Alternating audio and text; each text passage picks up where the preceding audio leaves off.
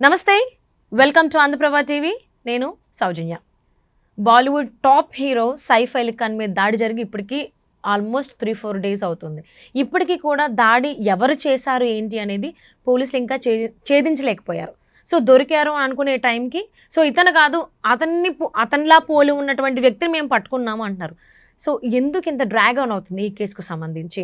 అలాగే మరిన్ని అప్డేట్స్ని, అంటే సంచలనమైనటువంటి నిజాలను మనకు తెలియజేయడానికి, వారి విశ్లేషణని మనతో పంచుకోవడానికి ఈరోజు మనతో పాటు ఉన్నారు సీనియర్ జర్నలిస్ట్ కిరణ్ గారు ఉన్నారు. వారితో మాట్లాడదాం. నమస్తే కిరణ్ గారు. నమస్తే అండి.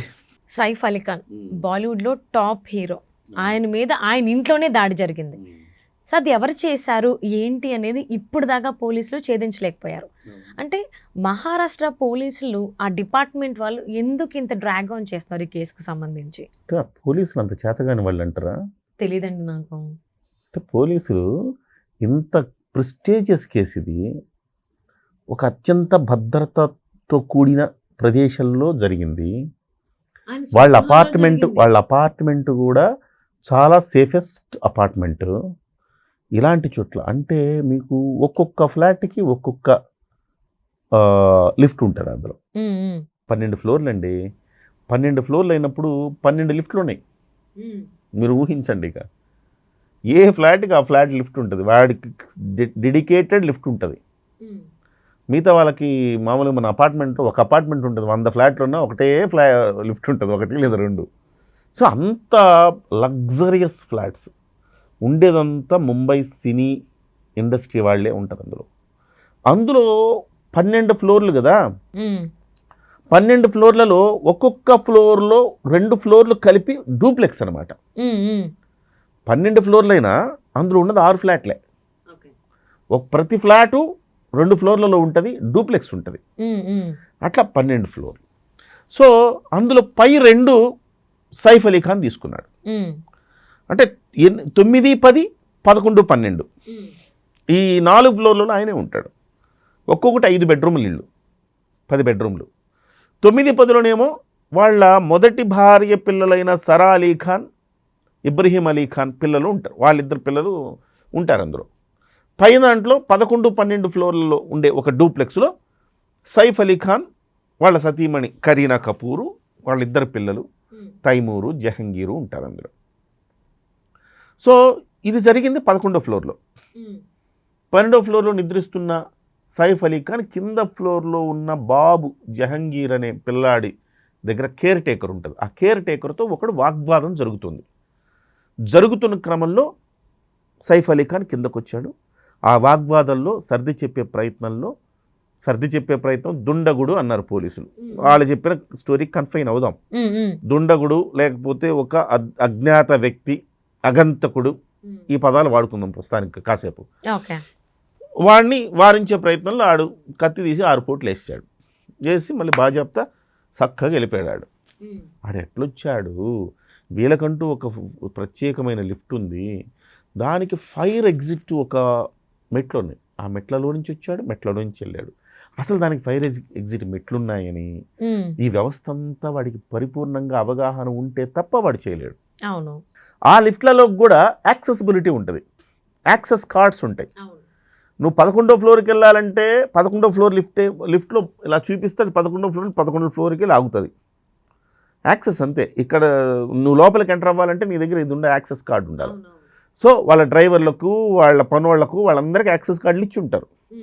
ఎవరైనా కొత్త వాళ్ళు వస్తే ఆ యాక్సెస్ కార్డులు ఇచ్చి తీసుకురావాలి. అంత పకడ్బందీ అపార్ట్మెంట్ అది.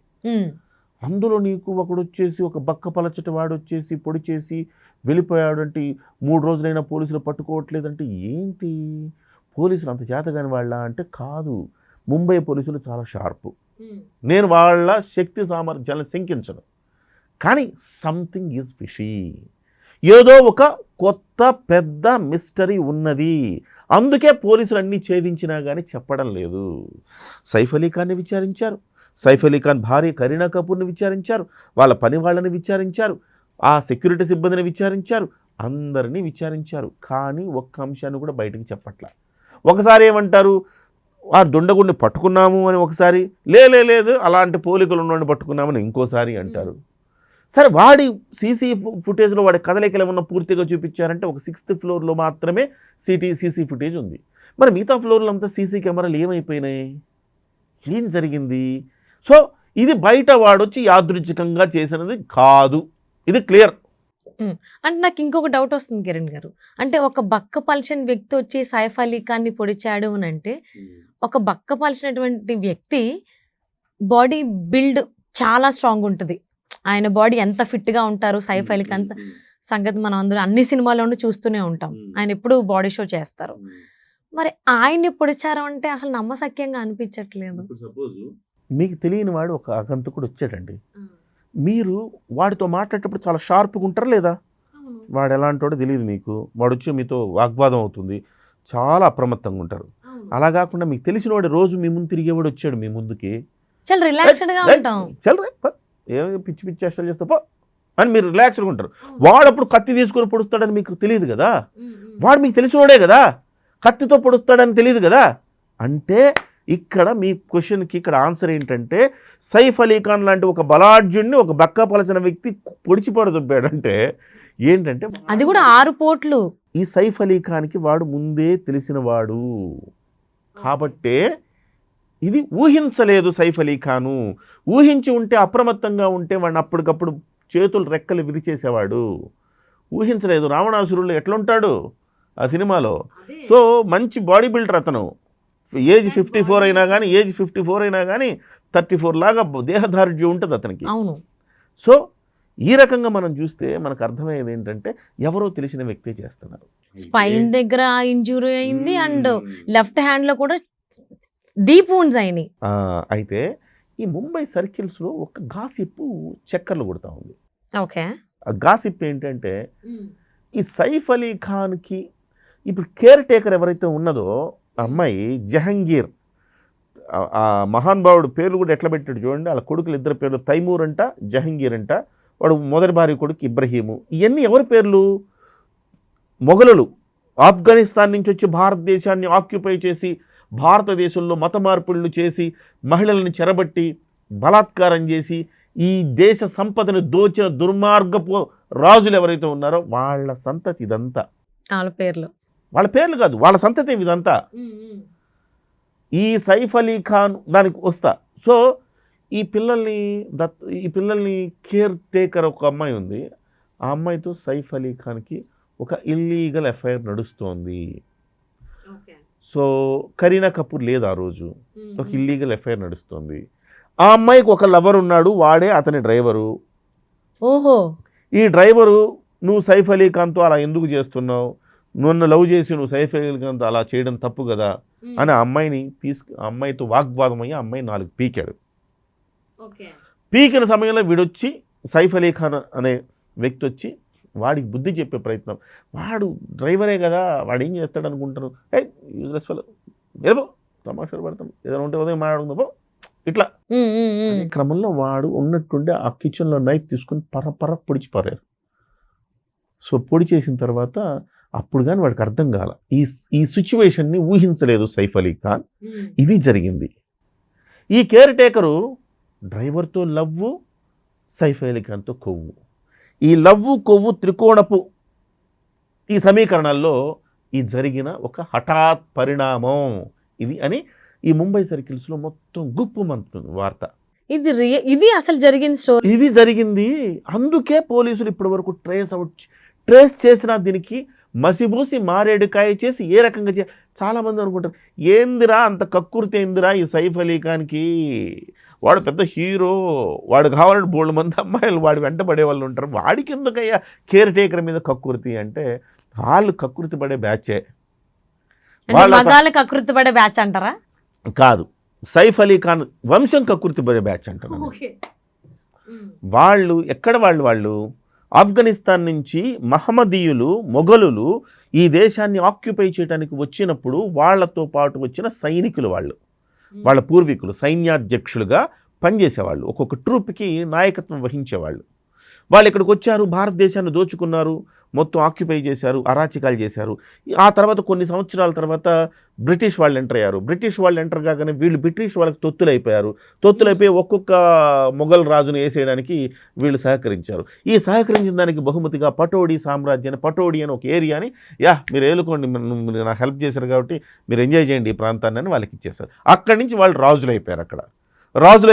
హర్యానా అనే ప్రాంతంలో ఒక పెద్ద 100 ఎకరాల ప్రాంతంలో 150 గదులతో ఒక అద్భుతమైన సుందరమైన ఒక బంగళా రాజమహల్ కట్టుకున్నారు అక్కడ. ఇవాళ దాని విలువ 1000 కోట్లు. సో అక్కడ నుంచి చూస్తే మీకు రాజులు ఎట్లా ఉంటారు మీకు తెలిసిందే కదా. ప్రతి దాసి వాళ్ళకి అవసరం వచ్చినప్పుడు రావాల. అట్లాంటి దుర్మార్గపు ఎస్పెషల్లీ ఈ మొఘల్ రాజులు, వాళ్ళ దగ్గర నుంచి వచ్చిన ఆ తత్వంతో ఆటోమేటిక్గా ఈయన ఎవరు అనుకుంటున్నారు ఇప్పుడు? 10వ నవాబు, పటౌడీ సామ్రాజ్యానికి 10వ నవాబు. వీళ్ళ పూర్వీకుల నుంచి అట్టట్టు మారుతూ వస్తే వీళ్ళ నాన్న 9, వాళ్ళ నాన్న 2011లో చనిపోతే ఇటీవల కాలం 5 సంవత్సరాల క్రిందట ఇతనికి పట్టాభిషేకం చేశారు 10వ నవాబుగా. సో సైఫ్ అనేవాడు మామూలోడు కాదు. ఈ వేషాలన్నీ ఉన్నాయి. ఇప్పుడే కాదు, ఆయన చదువుకునే రోజుల్లో కూడా ఇవే వేషాలు ఉండేవట. ఆ తర్వాత వాళ్ళమ్మ ఎట్లా ఒకటి హీరోని చేయాలి వీడిని అని చెప్పి తీసుకొచ్చి ఒక హీరోగా సినిమాలో బుక్ చేస్తే తనకంటే 12 ఏళ్ల పెద్దదైన అమృత సింగ్ని అందులో హీరోయిన్గా తీసుకుంటే ఈ సినిమా షూటింగ్లు ఎగ్గొట్టి అమృతతో తిరగడం మొదలుపెట్టాడట. వాడు నెత్తి నోరి ముత్తుకొని వీళ్ళతో నాకు కాదండి అని చెప్పేసి వేరే కొత్త హీరోయిన్ తెచ్చుకుని వాడు సినిమా తీసుకుని వెళ్ళిపోయాడు. వీళ్ళు సినిమా అయితే చేయలేకపోయారు కానీ పెళ్లి చేసుకున్నారు ఇద్దరు. పెళ్లి చేసుకుని 2 పిల్లలకి జన్మనిచ్చారు. ఆ తర్వాత సైఫ్ అలీ ఖాన్ సహజ సిద్ధంగా ప్రీతి చింత, ఆ చెంట ఈ జంట మారుతూ ఉన్నాడు. మారుతూ ఉంటే ఈ అమ్మాయికి విసుగొచ్చి వదిలేసింది. విడాకులు ఇచ్చిన తర్వాత అక్కడి నుంచి మళ్ళీ నెలకొకళ్ళు మారుస్తూ చివరికి కరీనా కపూర్తో వచ్చి సెట్ అయ్యాడు. కరీనా కపూర్ని పెళ్లి చేసుకున్నా కాస్త బుద్ధిమంతుడయ్యారని అందరూ అనుకున్నారు. కానీ ఇంటర్నల్గా ఇలాంటి బుద్ధిహీనమైన పనులు చేస్తున్నాడని కూడా మనకు తెలియదు కదా. ఇది ముంబై సర్కిల్స్లో గుప్పుమంటున్న వార్త. మరి ఇది కదా కథ. కాబట్టి దీన్ని మసిబూసి మారేడుకాయ చేసి మేకప్ చేయడానికి కాక్ అండ్ బుల్ స్టోరీస్ చెప్పాలంటే పోలీసులు కొంత సమయం కావాలి. కాబట్టి అందరూ నమ్మేలా దానికోసమే సమయం తీసుకుంటున్నారు తప్ప మొత్తం క్లారిటీ ఉంది అంటున్నారు. ఇది ఎంతవరకు నిజమో పోలీసులు చెప్పింది మనం నమ్మాలా అంతే. సో మరి మహారాష్ట్ర పోలీసులకి సైఫ్ అలీ ఖాన్ పై ఎవరు దాడి చేశారేంటని తెలిసి ఉండి చెప్పలేకపోతున్నారా, లేకపోతే నిజంగానే తెలియదా? అదేనండి, అన్నీ తెలుసు కానీ మేనేజ్మెంట్ జరుగుతుంది. వేల కోట్లు ఉండే వ్యక్తి అండి, పరువు ప్రతిష్ఠ ఉండే వ్యక్తి అండి. ఎవరితో చెప్పినా ఏదో ఒకటి రకంగా డబ్బులు ఇచ్చో పరపతి ఉపయోగించో మేనేజ్ చేస్తారు. సో ఆ రకమైన మేనేజ్మెంట్ జరగబోతోంది అనేది మనకి ముంబై సర్కిల్స్ నుంచి వస్తున్న సమాచారం. సైఫ్ పై దాడి చేసినటువంటి వ్యక్తి గురించి ఎప్పుడు అప్డేట్ ఇస్తారు పోలీసులు అనేది చాలా ఈగర్గా ఉందని, మీకు ఆసక్తిగా ఉందని నాకు తెలుసు. అంటే మీ స్టోరీ, అంటే మీరు చెప్పిన స్టోరీ చెప్పిన తర్వాత నాకు నిజంగానే రేపు బయటపడాలి మరి ఆ డ్రైవర్ మరి కనీసం సైఫ్ అలీ ఖాన్ని ఆటోలో తీసుకెళ్లారంటే అర్థం చేసుకుంటే డ్రైవర్ వాడేనంట, వాడు లేడు. ఇప్పుడు వాడు పారిపోయాడు కదా. పొడిచి పారిపోయిన తర్వాత మీకు డ్రైవర్ లేకపోవడం వల్ల ఆటోలో పట్టుకుపోయారు. సో అన్నిటికీ సింక్ అవుతా ఉన్నాయి, చూడాలా. సో అది ఎప్పుడు చెప్తారు ఏంటి అనేది చూద్దామండి. అండ్ మీరు ఇప్పుడు చెప్పిన దాన్ని బట్టి చూస్తే అసలు సైఫ్ అలీ ఖాన్ స్టోరీ ఎక్కడి నుంచి ఎలా స్టార్ట్ అయింది ఏంటి, ఆయన లైఫ్ జర్నీ ఏదైతే ఉందో యాజ్ అ హీరోగా ఎక్కడి నుంచి ఇప్పుడు ఎక్కడి దాకా వచ్చారు అనేది రాబోయేటువంటి వీడియోలో మీరు చెప్పాలి అని మేము కోరుకుంటున్నాము. సో ఇప్పుడు అయితే ఎన్నో సంచలన వంటి విషయాలు మాతో షేర్ చేసుకున్నందుకు మీకోసం మరింత అధ్యయనం చేసి వాళ్ళ సామ్రాజ్యాన్ని వాళ్ళు ఎన్ని వేల కోట్లు సాధించారు, ఎన్ని అరాచకాలు చేశారు అనేది కూడా చెప్పే ప్రయత్నం చేద్దాం తప్పకుండా. ఎందుకంటే జనాలు కూడా చాలా మంది తెలుసుకోవాలని ఆసక్తిగా ఉన్నారు. సో ఆ ఆసక్తి మేరకే నేను మిమ్మల్ని అడగడం రిక్వెస్ట్ చేస్తున్నాను. So thank you so much. మీకు కొంచెం ఆసక్తి ఉంది కదా, మరి క్రియేట్ చేశారు మీరు మాకు. సరే, డెఫినెట్గా మాట్లాడుకుందాం తప్పకుండా అండి. Thank you.